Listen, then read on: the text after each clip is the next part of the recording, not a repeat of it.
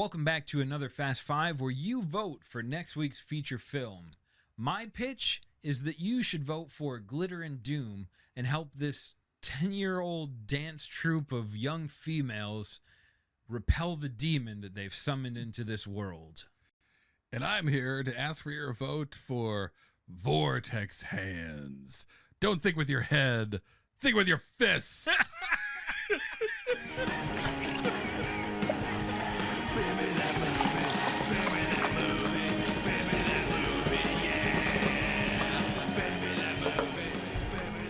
What do you get when you cross 5 beers, 2 podcast hosts, and 0 production budget? A cry for help. That's right. It's another episode of Fast Five, where we take off-the-wall beer names and spin them into questionable movie pitches. That's right. We're back in the beer-soaked trenches, folks. So grab your favorite koozie and prepare for 5 untapped check-ins that may or may not be safe for work. And don't worry, Mom, we still don't have sponsors. Which brings us to... Look, you'll never hear us stop the show and sell you a mattress or a possessed couch, or tell you about a subscription box that delivers dried meats shaped like swords. But we do want to hear from you. So if you have a weird beer you want us to movify, if you want to leave a voicemail that haunts us forever. Yeah, just hit us up on Instagram at Beer Me That Movie. Leave us a message at SpeakPipe, speakpipe.com/Beer Me That Movie. We actually play a bunch of them on the show, and the chaos they add is just chef's kiss. Plus, when you like, follow, or leave a comment, it makes Harrison feel like he's not just screaming into the void, and I think we both know he kind of needs that. Thanks, John. So yeah, help me keep my therapy budget down by getting your comments and votes up. All right, on to the recap of Couch Time. Previously on Beer Me That Movie, here's what won the hearts and laughs of the people.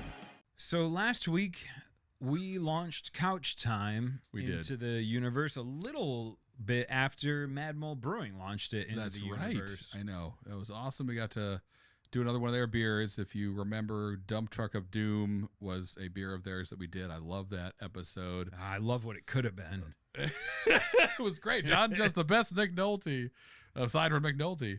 Maybe better than Nick Nolte now, depending on who you ask. So anyway, that's a fun one if you haven't checked it out. But yeah, Mad Mole, local brewery here in Little Wilmington where we are, and they have a seltzer brand, Couch Time. That's what, if you didn't see that already, that's what last week's episode was all about. So I have a few thoughts about this one. John, do you have anything to kick us off with, or do you want to kick it back to me?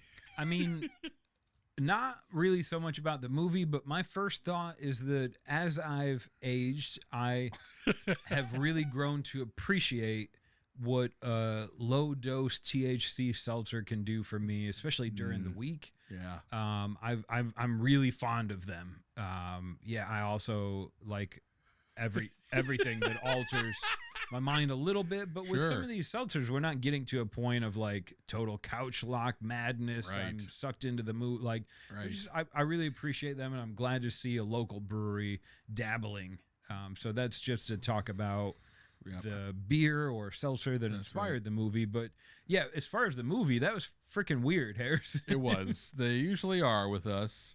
I just really enjoyed when we had that first idea on the Fast Five. You could, I would have bet that it would have turned into like an alien couch or like a monster couch, some kind of hidden beast that can transform into whatever it needs to catch its prey, something like that.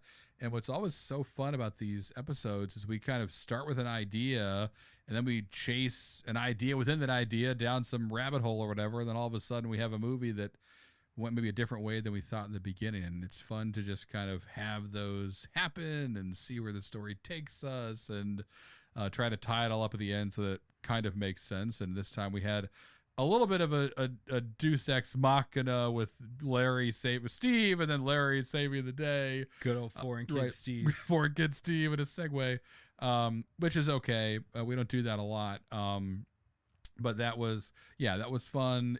I think it's maybe even more deep than we realize. Perhaps it seems to be probably could be looked at as quite the commentary on like life and comfort and doom scrolling and bed rotting and all that stuff that we hear about now all the time. Maybe, you know, it's a little more dangerous than we're all pretending. Certainly if your couch is a demon, it is.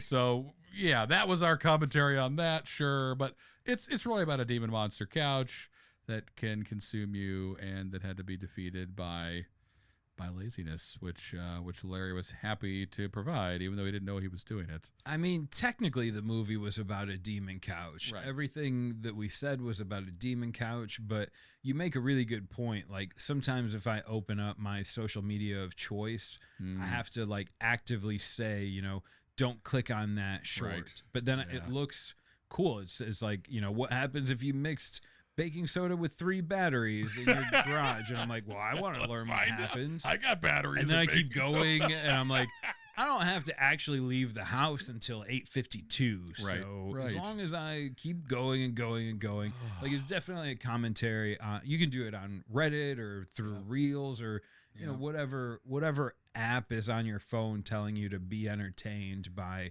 free entertainment from unqualified strangers so that they can sell you a whole shitload of commercials for trash in between. Right. We've really walked right into this. Exactly. We've just moved the trash commercials from TV to your phone. And just made it easier to find them. So sure, there was a little bit of that happening in there. It was also became a Boston Market ad by accident, but that's fine. I mean, tell us we're wrong. Right, exactly. Their mac and cheese. There was a demon in their mac and cheese growing up. I could eat my weight in their mac and cheese. I had to Google. There's no Boston Market within 50 miles. Sure. I think they're all closed or they went into bankruptcy or something. But man, I used to eat a lot of that growing up. That was a good time. Nothing like a hot chicken in a plastic basket. But there's like, I mean, but there's a intelligent, logical part of me that says like, where we're going is a bad path, is humanity. Right. But then there's a real live beating heart inside me, barely, that is like, hey, we're driving by a Bojangles. We should stop and get a Cajun filet biscuit because their biscuits are great. Yeah, because one day you're going to die. Like, all they're really doing is just providing me with a way to shorten my life by enjoying delicious food.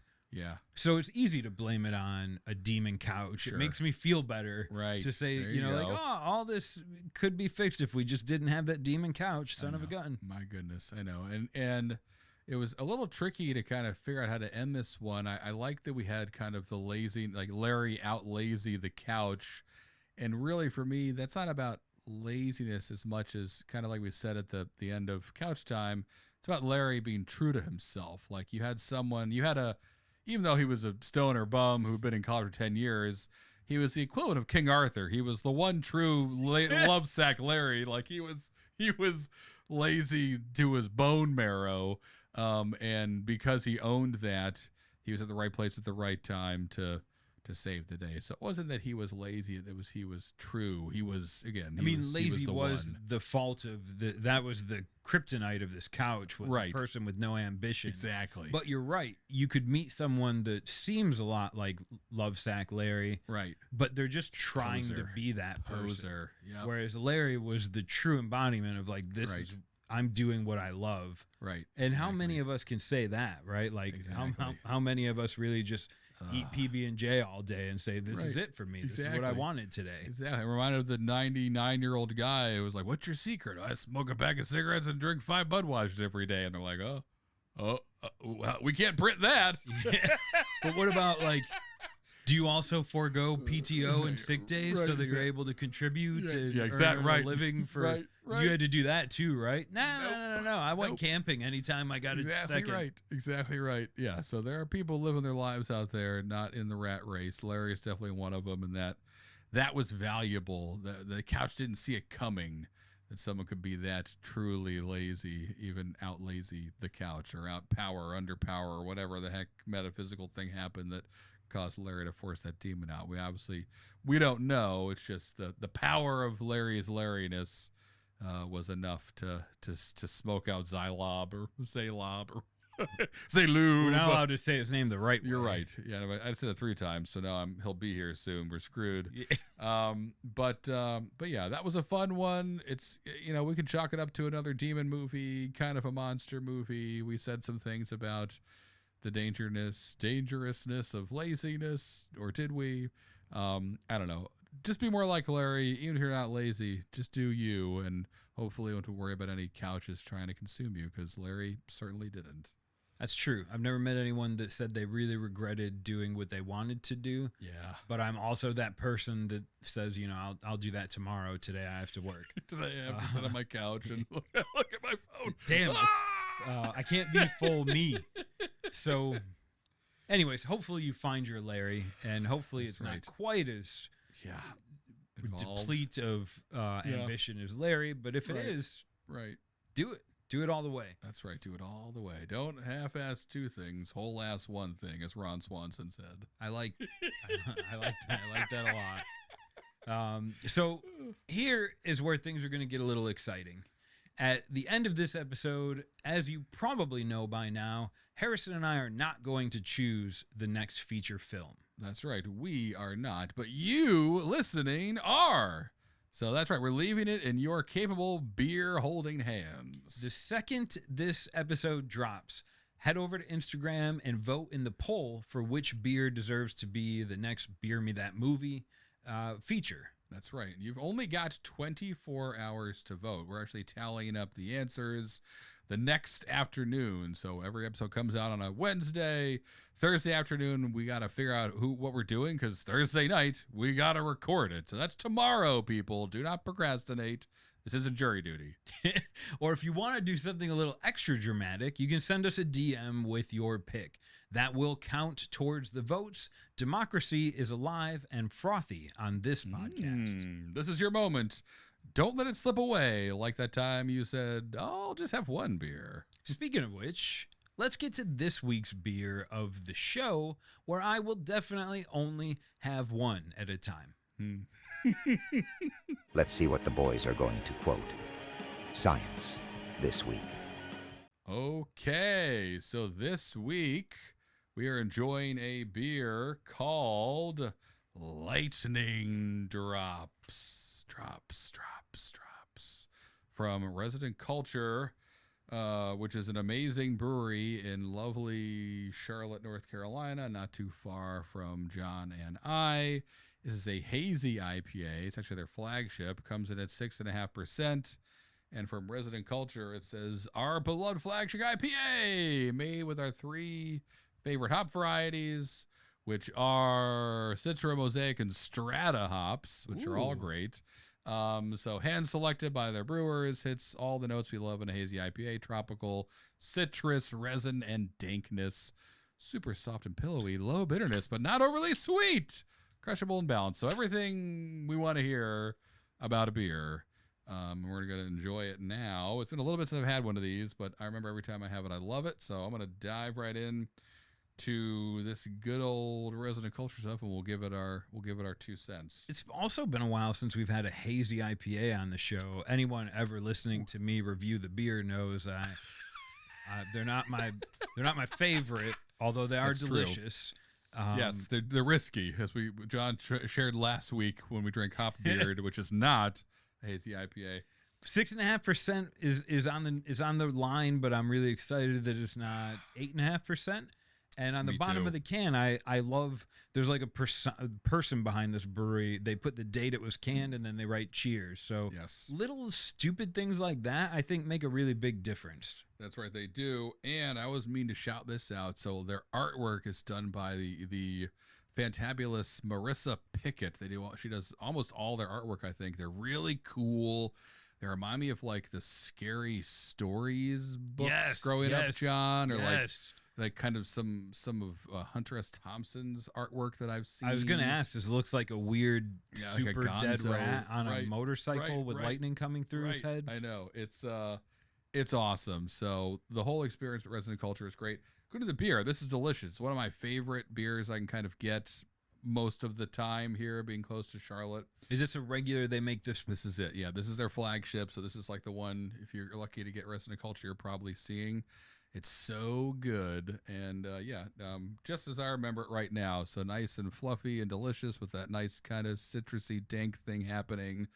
So this will be fun to enjoy tonight. So cheers, Resident Culture. But as always, this is not a beer we're going to movie. It's just going to inspire us, power us, whatever you want to call it.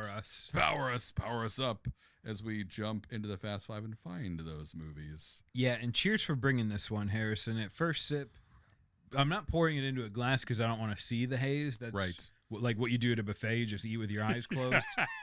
So, but at first sip, I understand not overly sweet. It gives me almost like not unripe, but on the verge of unripe pineapple. Yeah. Like it tastes. It tastes very, very, very good. pineapple. You're right. It kind of tastes like I'm eating a piece of pineapple, John.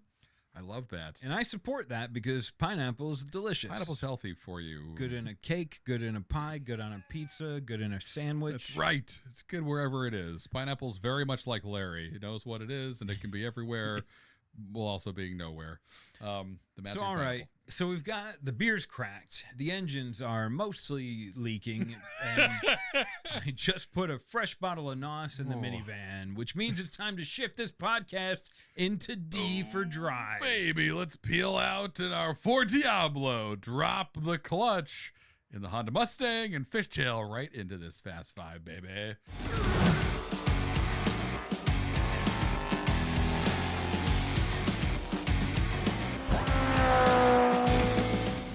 So for tonight's first beer, we've got one user submission that I wanted to draw attention to. It comes from a listener of the podcast, Lance. Thanks for submitting this, Lance.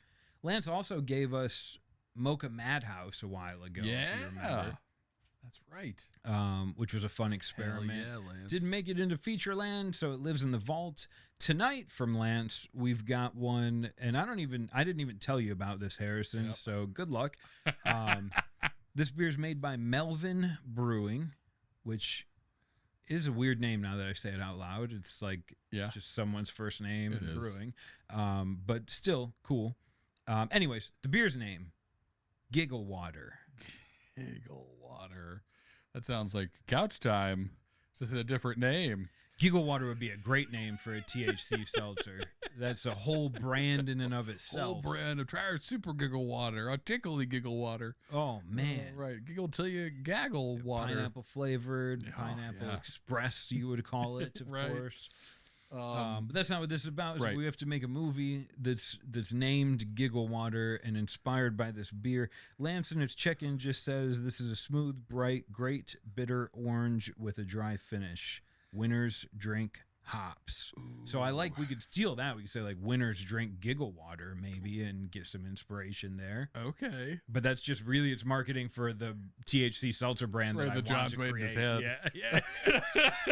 Patent pending. Send me a message on SpeakPipe if you want to be an early investor. We got $10 million in the bank. We got a way to spend it and giggle all the way to the bank again. Quickest way to turn 10 million into 11 million. Right.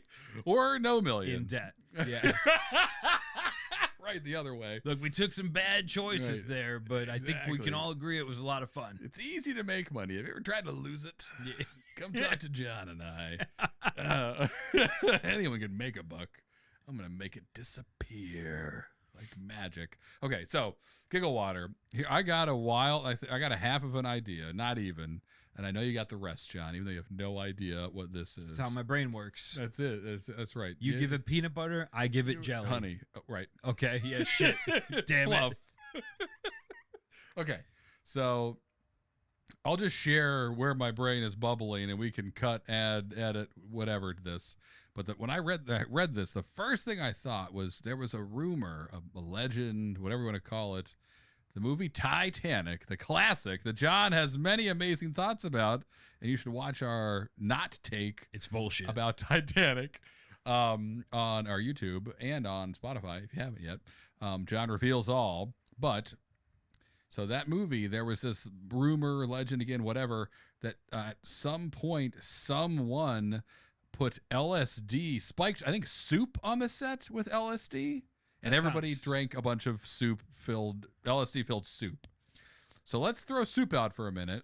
Let's imagine or edit the story a little bit where they throw a bunch of LSD into the water that everyone's sharing, making Giggle Water. Now, so here's the question that nobody ever asked, or maybe they did and they got an answer. And I don't know the whole story of this whole thing that supposedly happened on the set of Titanic.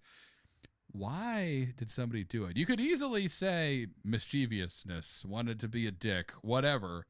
I'm wondering, right, if the story of Giggle Water, the movie, is some crime happened. Basically, the Giggle Water, the dosing of everyone's water on this set, was done to cover up something else. Help someone get away with something, knowing that everyone would forget about it because they were all high out of their minds for a day and a half, and at that time they'd get away with whatever they're trying to get away with. Like, that's the movie. Now what that is, I don't know. Again, I said I have almost half of the idea, and that's it. But I think that's where the story is. This LSD Giggle Water is a distraction, but from what? And now we got to figure that out. So you had me for a minute, and then I was gonna play into that, but then you wrapped it up really nicely with the like, this is used to cover up some sort of a mischievous act. Yes. So I'm gonna introduce. We're gonna have two competing movie ideas. Love now, it. Let's go. I don't know if that's happened, but sure, that'll be fun. Please don't pick Giggle Water is the feature. So my thought was, the world is nearing collapse. Okay. Maybe it's climate change. Maybe it's running out of resources. Whatever it is. Okay. The world is nearing collapse, and a lot of this is caused by hoarding of wealth and resources. Sure. And they just aren't listening to the population that's saying, like, look, we really need food to keep living, to keep working for you. Yes. And in the midst of this, there's like a big, like a Boston Marathon, but it's like a Silicon Valley 5K. And it's only 5K because the CEOs take part in this. Right. Even though most of them have proxy runners like Foreign Kid Steve.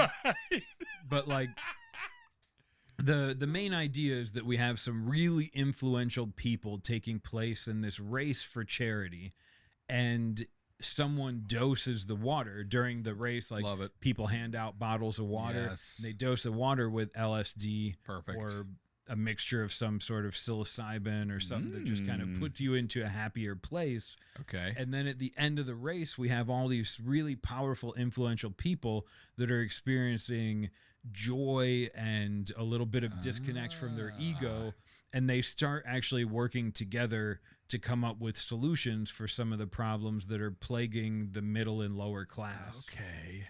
Maybe that's just a dream of mine. Right, I was going to say this, but I like where you're projecting. It reminds me a little bit of, oh man, we had a movie idea many episodes ago about like kind of a neighborly dispute in a cul-de-sac, and the two people decided they'd settle it by running a 5K, and everyone got something. I don't remember what. Anyway. Yeah, I remember that. Yep, I don't remember the name of the movie, but I kind of remember the plot. Right, and that was fun and on a small level, but this is on a bigger level of, right, so now I'm kind of seeing this, if this, we go through Giggle Water, it's like, right, it's CEOs that all hate each other at the start of this race, and they come together through it, and it's a transformational, feel-good kind of drug movie. The power of LSD and water while you're running, but they start the race as enemies and end the race solving world hunger and all this stuff, and it all happens in this magical 5K while they're pounding this dangerously high dosed LSD water. That'd be a fun movie. It could almost be like, here's how we do it. It's a mockumentary, like that. It happens during the fake documentary, like Best in Show or Spinal Tap or whatever. Like a camera crew is running this race as well, and someone doses these CEOs during it, and you get to see as the audience in real time these ego-driven kind of megalomaniacs devolve into their 8th grader self who still believed in the world, and those ideas are all that's left at the end of the race. I love this. Yes. This is a feel-good movie. This is fun. We don't do those often, but they're great. The world needs more of them. We should be putting them out there, doing our part. But I love this idea, and it can be lots of characters, very funny, lots of anecdotes, just like any Christopher Guest movie, which, like, again, Best in Show, and oh my gosh, what's the one about the singing, the Grand Ole Opry? I don't remember. Something about wind. Moulin Rouge. Close enough.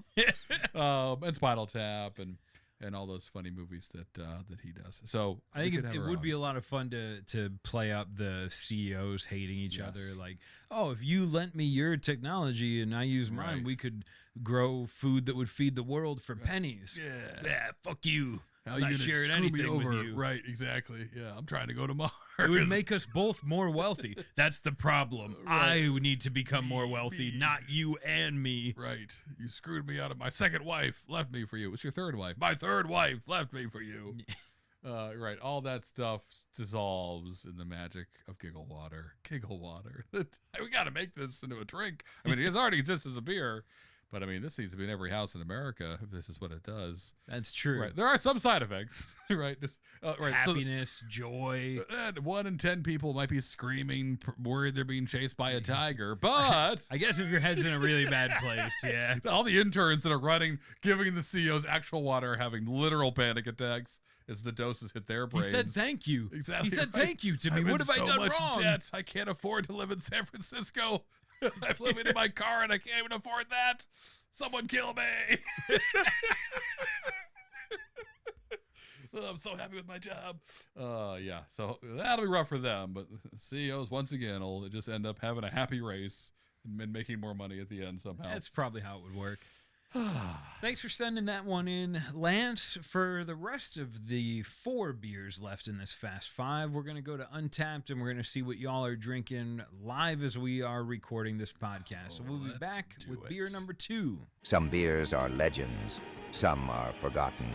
Let's find out which one this is. For this beer, we've got a check-in from Alan H. The beer is made by Fort George Brewery, and the beer is called Vortex Hands. Vortex Hands. I mean, I want to make it a boxing movie. Yeah, it's a boxing movie. No, it's a boxing movie. Okay. John, it's I mean, in my mind, and again, I have like maybe 1% of this idea, so we'll see what John does. We only need 6 to make it count. To make it a Fast 5 idea, and then we get to panic through the whole movie next week. Okay, so Vortex Hands, it's a boxing movie, and I don't know if it's my gosh. We can figure all this out if it becomes a feature. But yeah, it's a boxer. That's his nickname. He's the fastest hands ever. Step into the ring, blah, blah, blah. And maybe it was just a metaphor. Gosh, this could go so many different ways. Does this boxer, again, fall out of favor, discover some trainer in an alley somewhere that teaches him to have actual Vortex Hands? He becomes a superhero known as Vortex Hands. He harnesses not the noble stomach, but the Vortex Hands. Worst superhero name ever. Captain America. Thor. Where's Vortex Hands? That Give me 4 fucking syllables. I mean, he's not as cool as Thor or Captain America, right? But I don't know. Vortex Hands is probably better than some of the 3rd or 4th tier superheroes out there. I can't think of one. But Ant-Man. There you go. Exactly. Ant-Man. I mean, I love you, Paul Rudd, but stick to tilling the fields with your cow in joint resolution and leave the fighting to Vortex. But yeah, like it's something like that, and I actually kind of like that. It's a boxer, down and out for whatever, which we do a lot of that story, but it's also a common story, and it could be a superhero movie where he's Vortex Hands. He becomes the Doctor Strange of fighting with his fists, and it's you got to save the world. All this stuff we can figure out the many adventures of Vortex Hands, but it starts with a boxer who's down on his luck and doesn't believe in himself and falls into some goo, gets hit by a car and sent to another dimension, meets alien, falls in love with the wrong stripper. Like something happens to him. That was so many valid ideas. And then becomes Vortex Hands. Well, becomes nothing, a shell of himself, and then rebuilds himself into Vortex Hands some way. I don't have more than that, and maybe we don't need it, but we haven't done a superhero movie.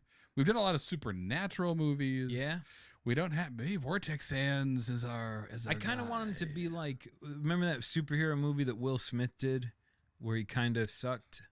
Yes, Hancock. Yes. Thank you. Yes. Where he's like he's like a very, but he's a burned out, drunk the Timu version of a superhero. Right, exactly. Couldn't have cared less at all these amazing powers he has. Yes. Right, something like that. And sure. this is probably a world where superheroes are not common. This isn't the Marvel universe. Correct. But this is a world where there's another like large enemy force, like Sure, like could be.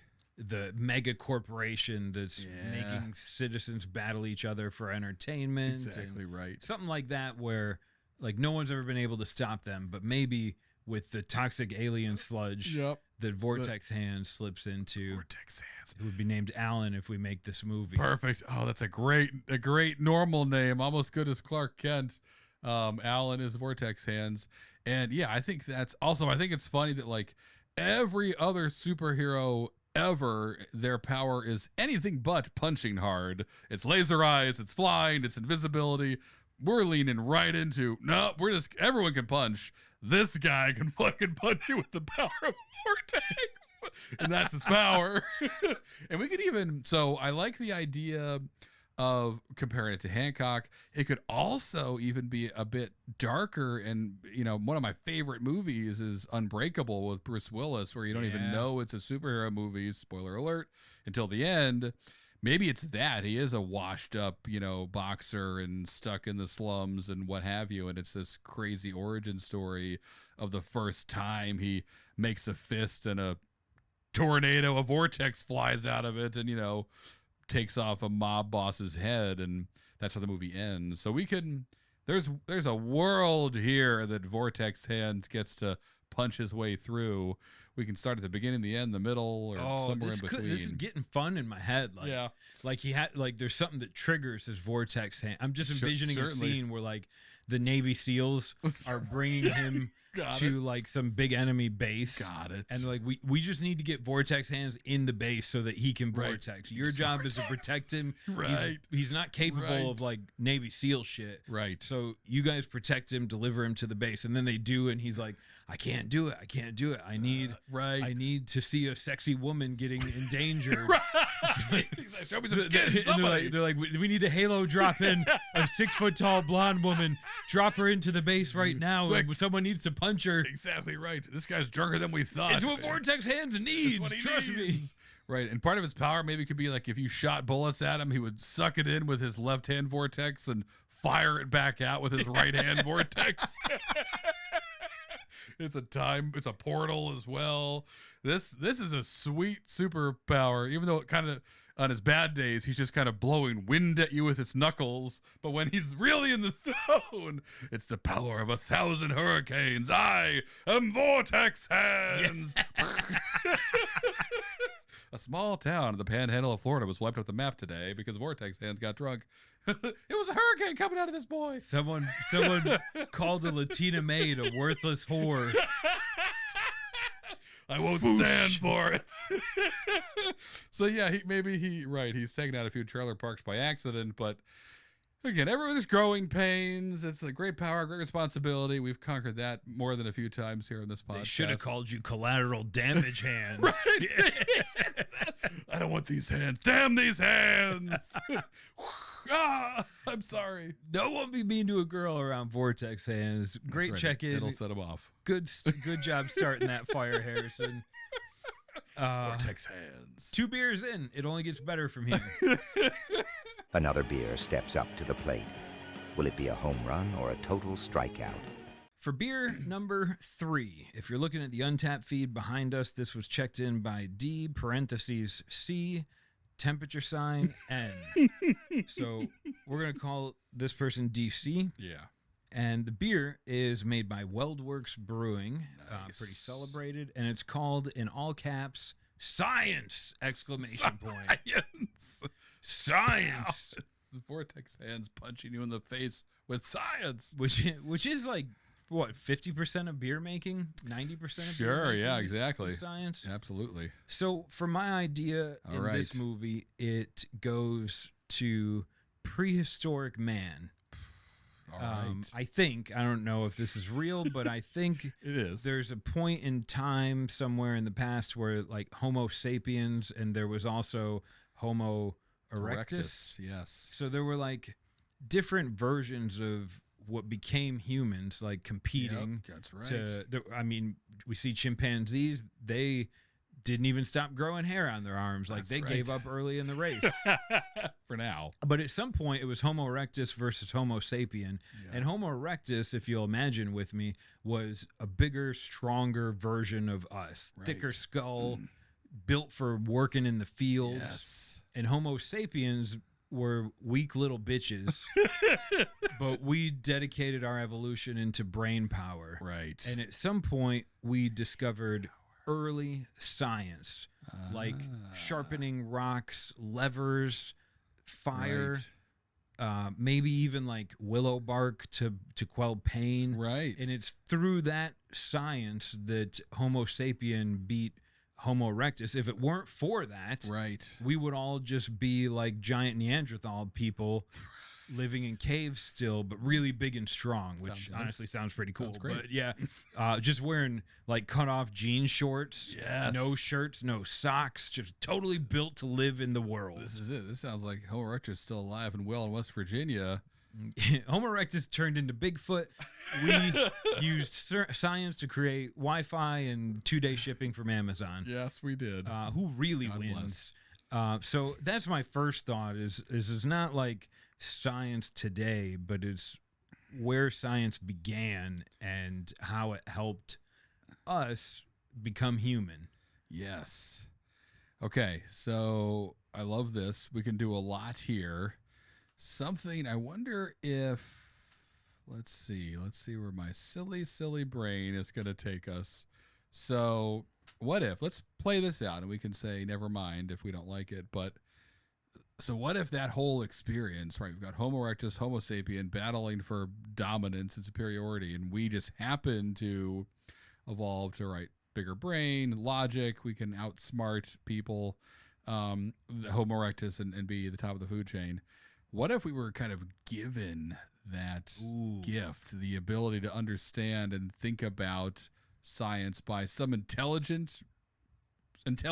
We'll just call it that right now. It was a tic-tac-toe game. They made us versus Homo erectus. Right. Whoever won tic-tac-toe earned science. But what if that's it? It's some kind of manipulation by some intelligence who kind of picked us and then left for 1 million years and was like, we'll come back and this will probably be fine. And they come back to now where they're like, oh my God, we picked the wrong one. Look what they did. We should have given to the bigger ones. And it rarely works out when the stronger ones get smart. It's just a bloodbath. But this is horrible. Everyone's asleep on their couch all day. No one has real jobs. They're just on computers talking to other people on computers about selling them things for their computers. What have we done? They've created the science to destroy every living thing. Right, exactly. And then they went to Instagram Reels. Right. So they're just super disappointed, this intelligence, at what we've done with this gift. That, like, right, every other planet they've given science to, it's like they're traveling the universe, clean energy. They've made whales talk on this planet. It's amazing. And they come here and it's people getting hit by traffic because they're in the road doing a TikTok dance. They're like, what have we done? What are we doing here? We thought we chose the wiser of the two. Right. Oh my gosh. And they just messed up. That's all. They just gave science to the wrong apex looking predator.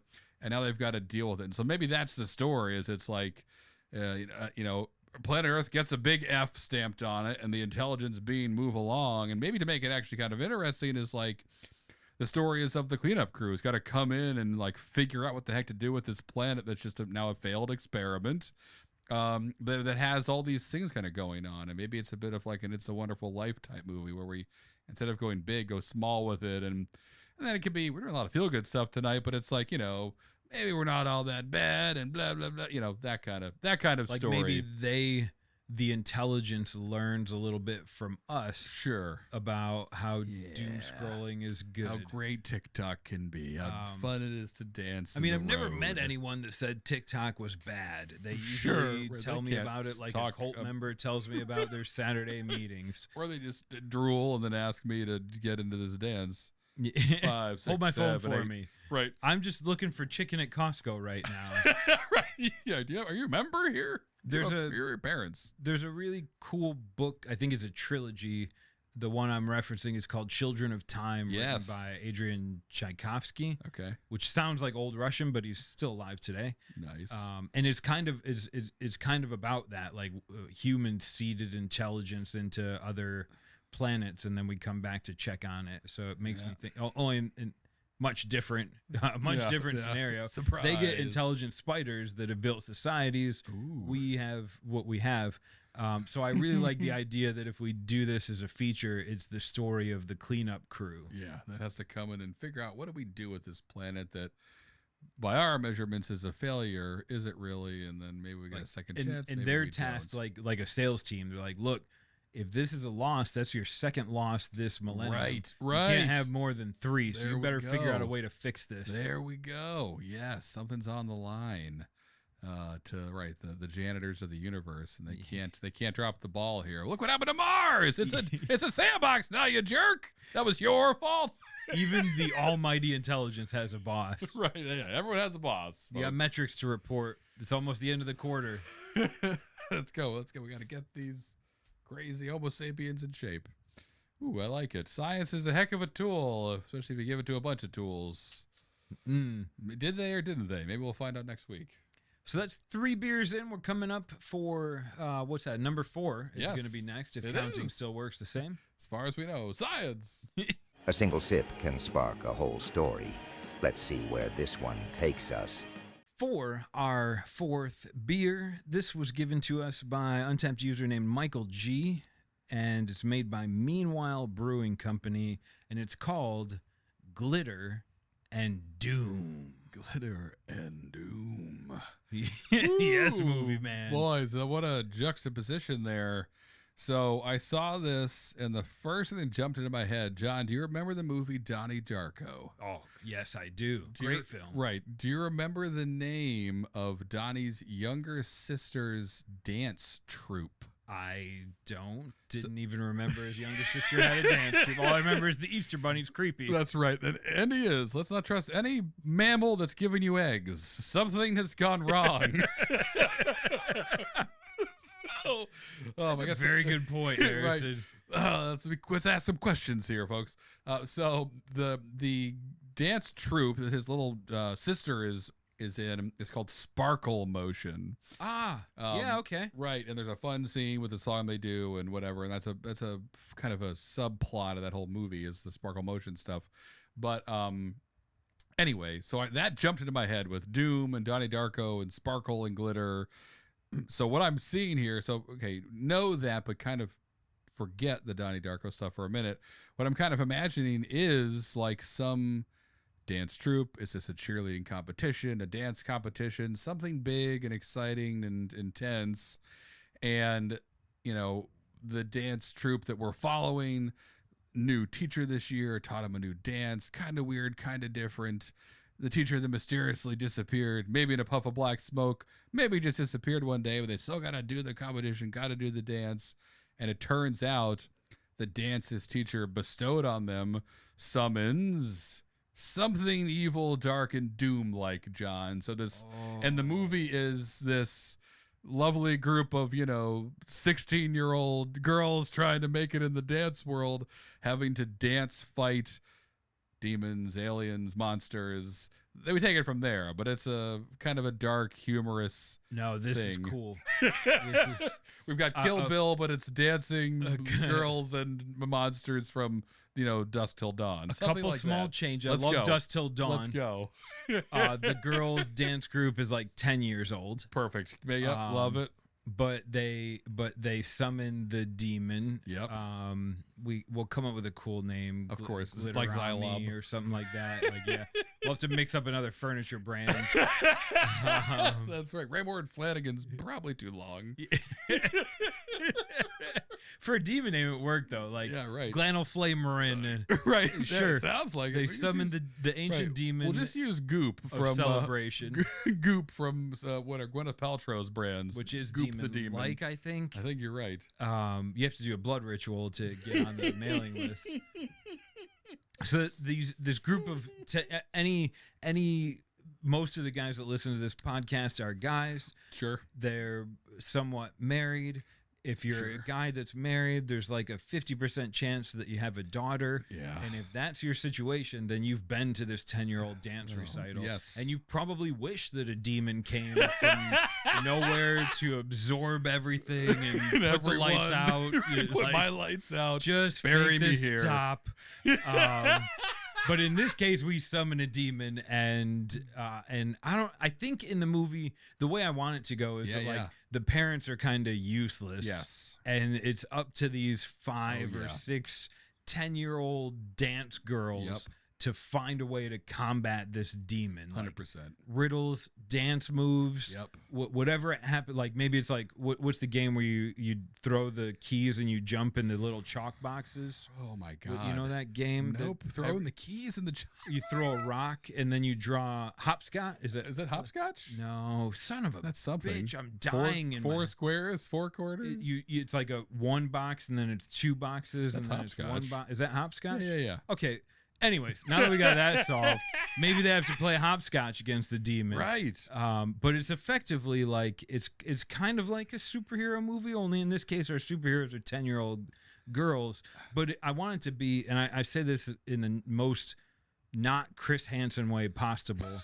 Of course. But I want it to be good caveat. An adult movie. So like this isn't geared towards kids. I want the kids to kind of cuss. I want there to be like the one girl that lives with her uncle in a trailer park and smokes cigarettes, and she's 100%. like, we gotta nail this motherfucker to a cross. That's right. And it's funny because it's coming from a 10-year-old. I don't know what I don't You do. You know exactly what you're saying, John.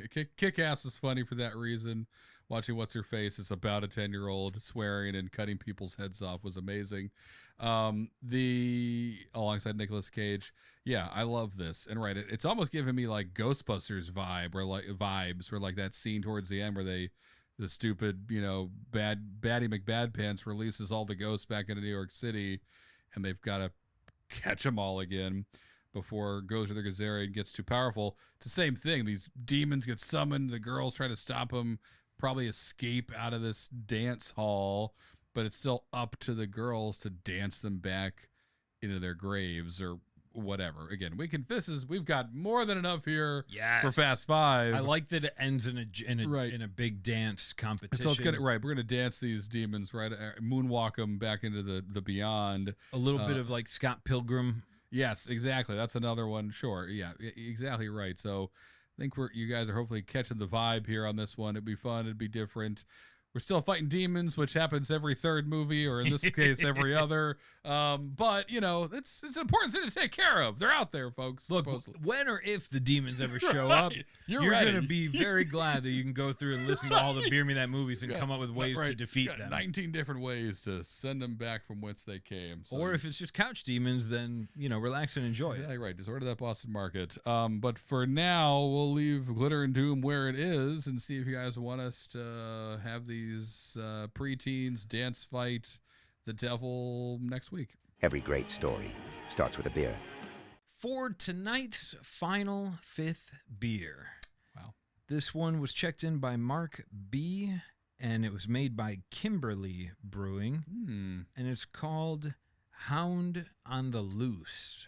Hound on the Loose. Which I think saying hound automatically tells me that this isn't a domesticated dog. I'm probably wrong, but like the way I perceive it, you said like, oh, I saw a hound, I would assume someone's dog got out, maybe now lives on its own. Nice. So right. And I kind of thought about dogs first, as one would with a beer called Hound on the Loose. But then I thought, what could this mean? Is this code? Is this a metaphor?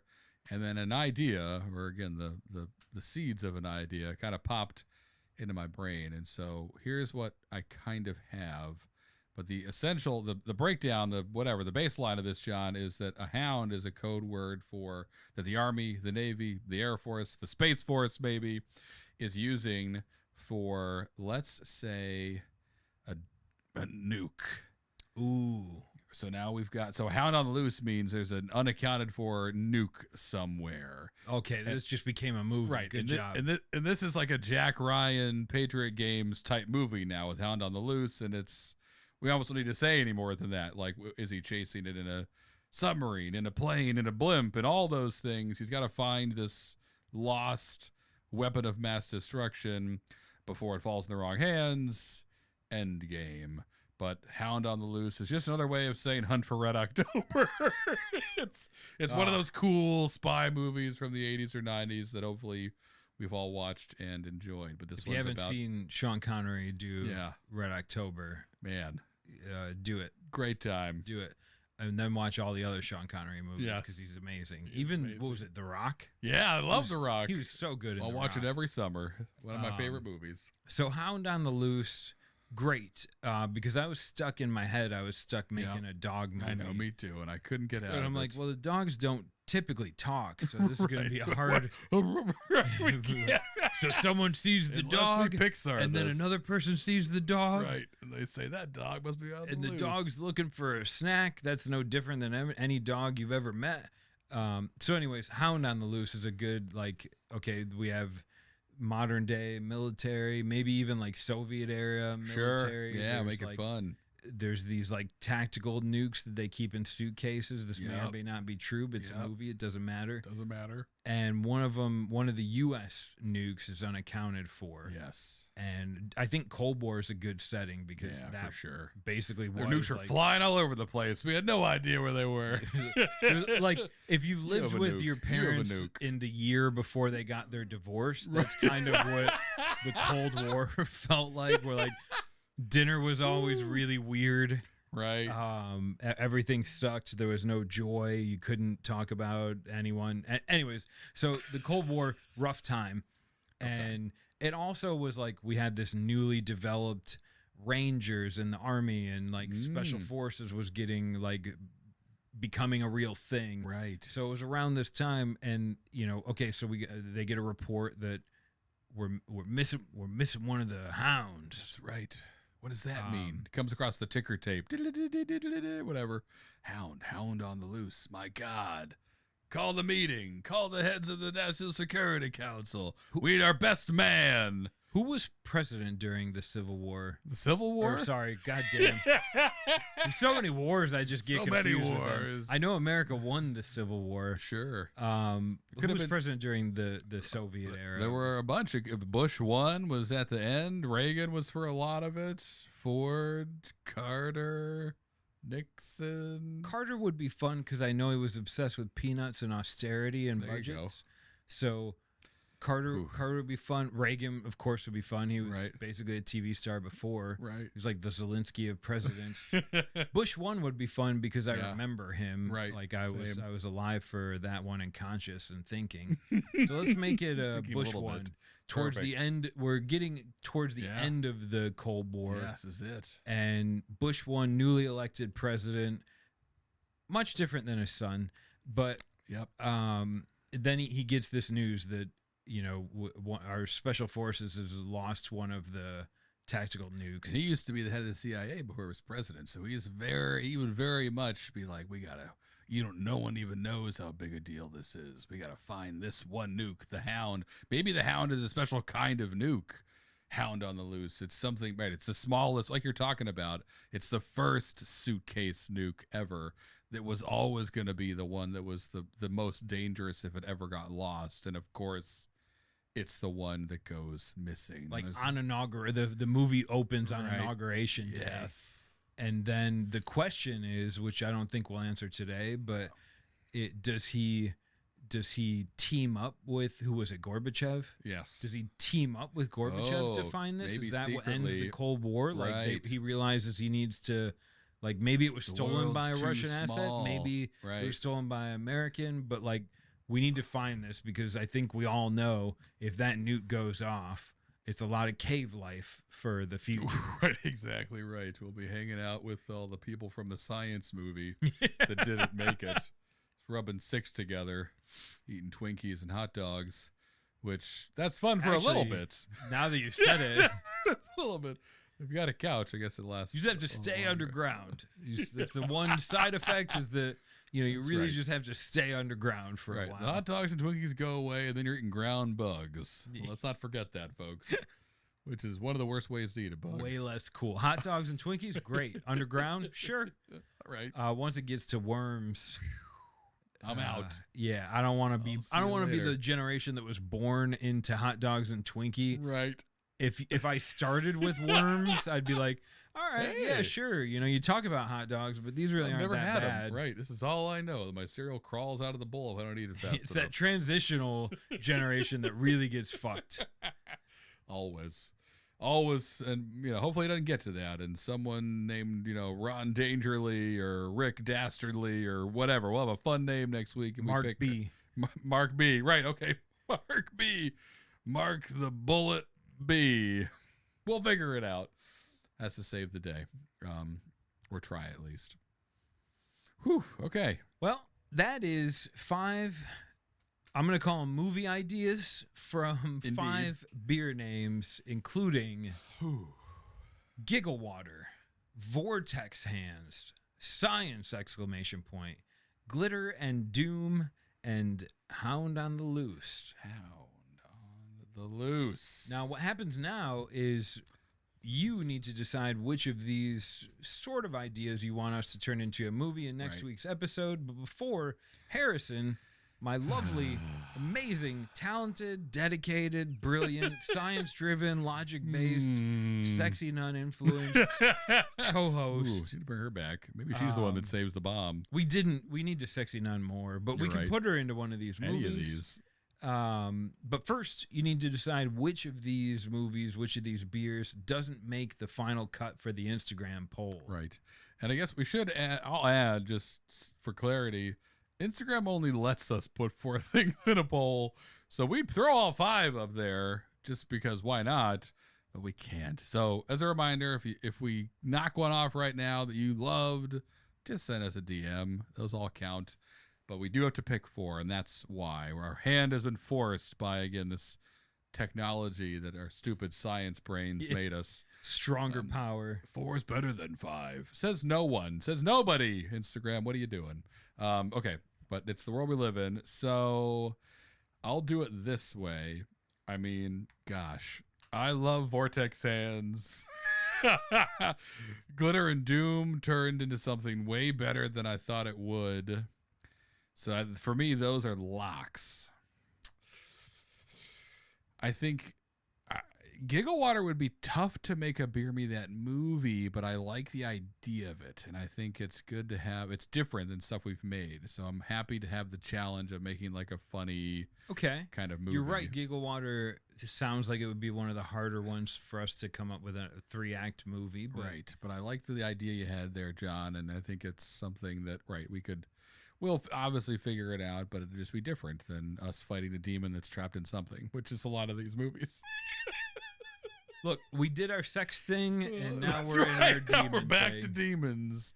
Dominatrixes or demons. Take your pick, folks. D&D, baby. D&D, the only D&D that matters. Okay, so let's hang on to Giggle Water, and really, I think science would be fun for many of the same reasons. So maybe as much as I enjoyed Hound on the Loose just now and love those kind of John Ryan type, thrillers, and we haven't done one in a bit, that might be the one we leave out. But what are you thinking, John? It's science or Hound on the Loose. For me, it's science or Hound on the kind Loose. of spy espionage. I like the going back to Cold War times. That's fun. Seems kind of fun. We can just give like George Bush a different name, like George Muff. Exactly right. Which President would be Muff.